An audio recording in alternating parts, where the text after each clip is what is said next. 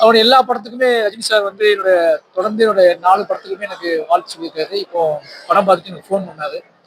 ரொம்ப சந்தோஷப்பட்டாரு. இந்த படம் வந்து நிச்சயமா வந்து அவ்வளோ ஆசைப்பட்டாரு. படம் பார்த்து முடிச்சோட ஒரு ரியாக்ஷன் என்ன இருந்துச்சுன்னா, இவ்வளோ உழைப்பு போட்டு சினிமாவில் படம் எடுக்கிறீங்கிறது ஆச்சரியமா இருக்கு.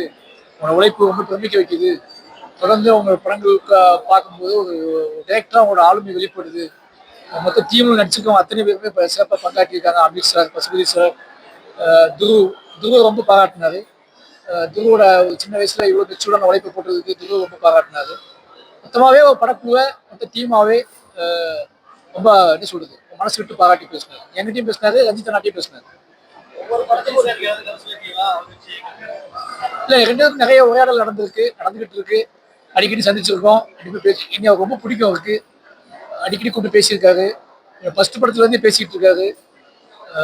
ஒரு நம்பிக்கை வச்சிருக்காரு என் மேல. அது நிகழும் போது நிகழ்ந்தா அது பெரிய பெரிய படமா இருக்கும்.